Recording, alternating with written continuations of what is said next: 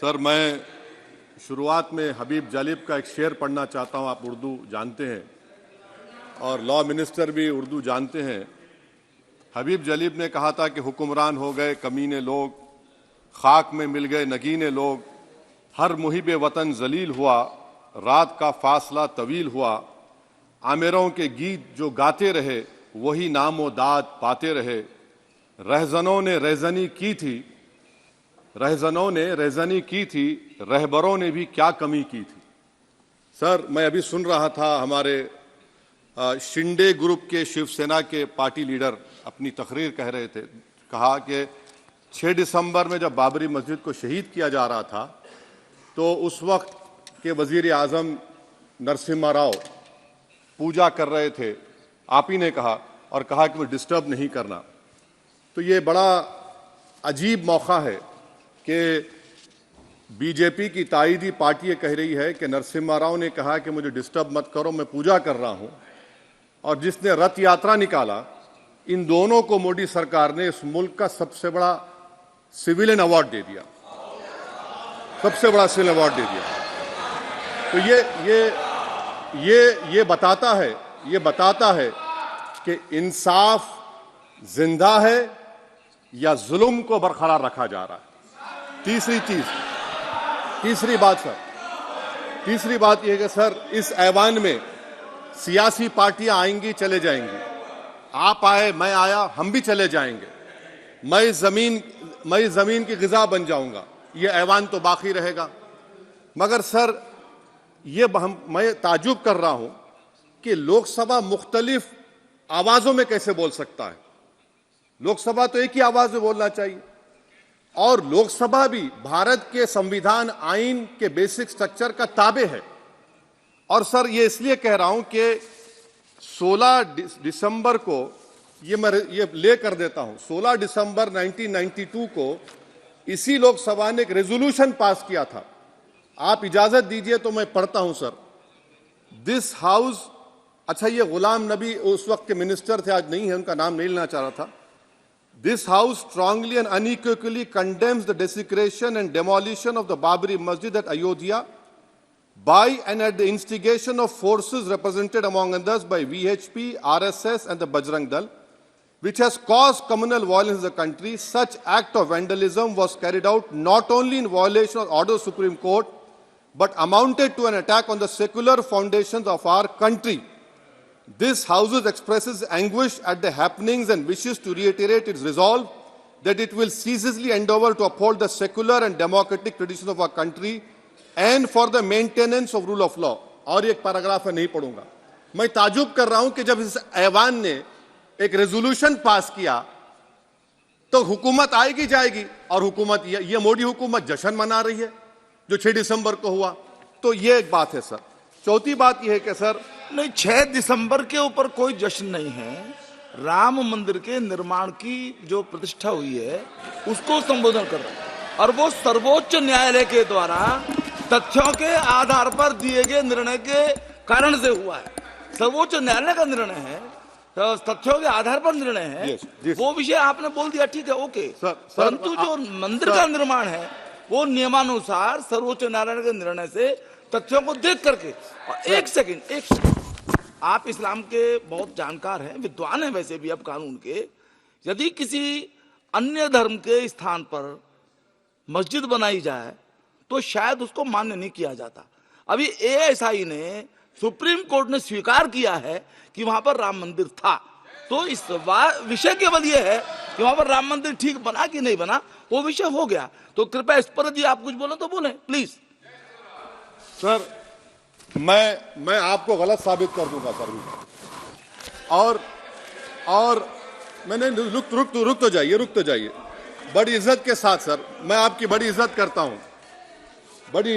हूं सर। आपको मैं कोट कर रहा हूं सुप्रीम कोर्ट का जजमेंट, पैराग्राफ 1222 रोमन 17, उसमें लिखा गया है, the destruction of the mosque took place in breach of the order of status quo and the assurance given to this court. The destruction of the mosque and obliteration of Islamic structure was an egregious violation of the rule of law, egregious का मतलब जो छोटी मोटी अंग्रेजी में आती है वो क्रिमिनल एक्ट कहा। और सर आपने कहा था कि वहां पर मंदिर को तोड़कर बनाया गया। सर मैं आपके सामने ये तमाम चीजें लेकर दूंगा, सुप्रीम कोर्ट के जजमेंट के पैराग्राफ्स हैं जिसमें सुप्रीम कोर्ट ने एएसआई की रिपोर्ट को नकारा। उन्होंने कहा कि मंदिर को तोड़कर मस्जिद नहीं बनाई गई थी। सुप्रीम कोर्ट ने कहा, ये सुप्रीम कोर्ट ने कहा। अब और मैं रख दूंगा, आप पढ़ लीजिए, आप पढ़ लीजिए। अच्छा सर मैं अपनी तकरीर पर आ जाता हूं, मैं अपनी तकरीर पर आ जाता हूं सर। तो मैं अपनी बात कर देता हूं सर। तो मैं ये पूछना चाह रहा हूं कि क्या मोदी सरकार एक समुदाय, एक मजहब की सरकार है या पूरे देश के मजाहिब को मानने वालों की सरकार है, जिसको नहीं मानते उनकी सरकार है? हमको बता दीजिए। क्या मोदी सरकार सिर्फ एक फिक्र और नजरिया हिंदुत्व की सरकार है? क्या इस देश का, इस गवर्नमेंट ऑफ इंडिया का कोई मजहब है? इस वतन अजीज सबके मजहब को मानता है। सर मेरा मानना है कि इस देश का कोई मजहब नहीं है। क्या ये सरकार 22 जनवरी का पैगाम देकर यह बताना चाहती है कि एक मजहब को दूसरे मजहब के मानने वालों पर गलबा और कामयाबी मिली? क्या आइन इसकी इजाजत देता है? क्या ये पैगाम आप जब ऐवान से दे रहे हैं तो 17 करोड़ मुसलमानों को आप क्या पैगाम दे रहे हैं, ये मैं आप पर छोड़ता हूं। सर 49 में धोखा हुआ, 86 में धोखा हुआ, 92 में धोखा हुआ, 2019 और 22 में भी इस ऐवान के जरिए हमको धोखा दिया जा रहा है।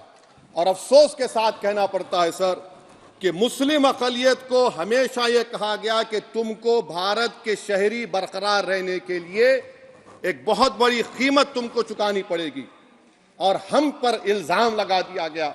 सर क्या मैं बाबर का स्पोक्स पर्सन हूं? क्या मैं जिना का स्पोक्स पर्सन हूं?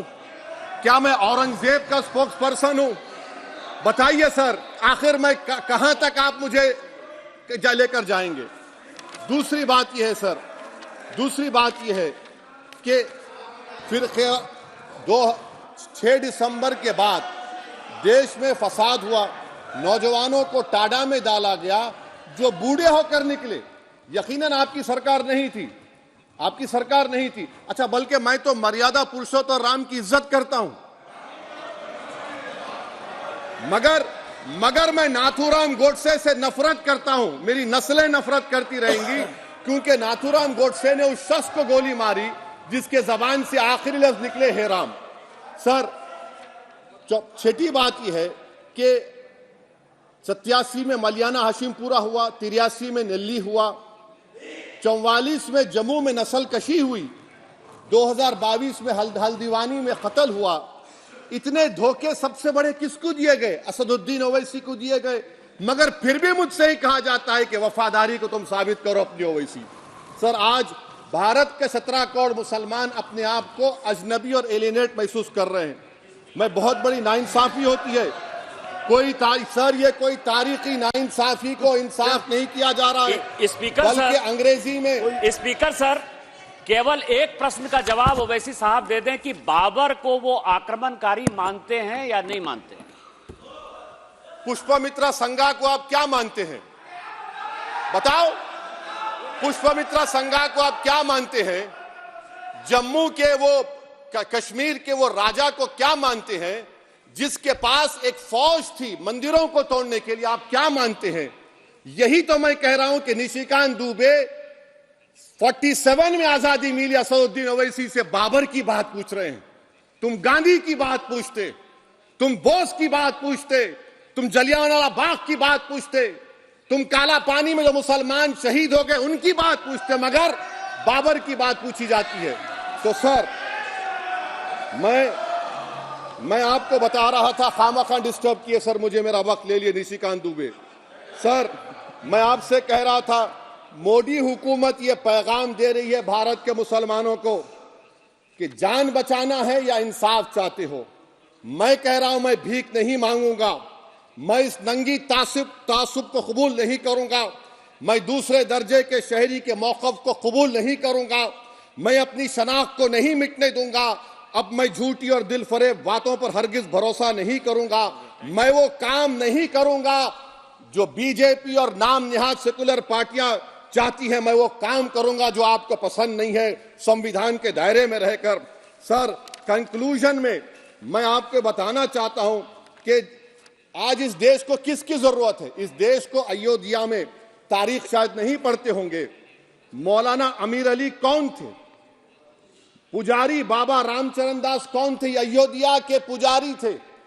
दोनों ने मिलकर अंग्रेजों के खिलाफ जंग लड़ी थी और दोनों ने, अंग्रेजों ने इनको गिरफ्तार किया और एक पेड़ पर मौलाना अमीर अली को और पुजारी रामचरण दास को फांसी दे दी गई। देश को इनकी जरूरत है। देश को शंभू प्रसाद, अचन खां, ये राजा देवी बख्श सिंह के फौज में थे, अंग्रेजों से मुकाबला किया, मुसलमान की लाश को जला दिया गया और शंभू प्रसाद को दफना दिया गया। इस देश को यह जरूरत है। देश को बाबा मोदी की जरूरत नहीं है। आज भारत को अयोध्या के मौलाना अमीर अली और रामचरण दास, अचन खान, शंभू खान की जरूरत है। सर, मैं अभी सुन रहा था ये नाम निहाद सेकुलर पार्टियों के बयानात को। क्या होता है सर, आप, खत्म कर रहा हूं, क्या होता है सर, जब काजी साहब गवाहों को लेकर दुल्हन के पास जाते कि तुमको निकाह कबूल है, तो दुल्हन शर्मा के खामोश बैठ जाती। तो इनकी खामोशी रजामंदी की अलामत है। जी जी। तो सर, मैं खत्म करने से पहले यह बताना चाह रहा हूं कि जब वजीर आजम जवाब देंगे तो क्या वो भारत के 140 करोड़ जनता के लिए जवाब देंगे या फिर सिर्फ हिंदुत्व की फिक्र रखने वालों का जवाब, मैं खत्म कर जवाब देंगे। मैं ये देश, दुनिया, मुसलमान देख रहा है। सर, मैं आपको यह भी बताना चाह रहा हूं, आखिर में कंक्लूड कर रहा हूं सर, 1 मिनट चाहिए, 1 मिनट चाहिए सर। सर, मेरा मानना यह है कि आज मैं बहैसियत एक भारत के गयूर मुसलमान के, let me stand as a tall Indian Muslim and say that the light of Indian democracy today is at its dimmest today, sir. Sir, in conclusion, मेरी फिक्र में मेरा ईमान मुझे कहता है कि जिस जगह पर मस्जिद थी, है और रहेगी, बाबरी मस्जिद है और रहेगी, बाबरी मस्जिद जिंदाबाद, जिंदाबाद, भारत जिंदाबाद, जय हिंद।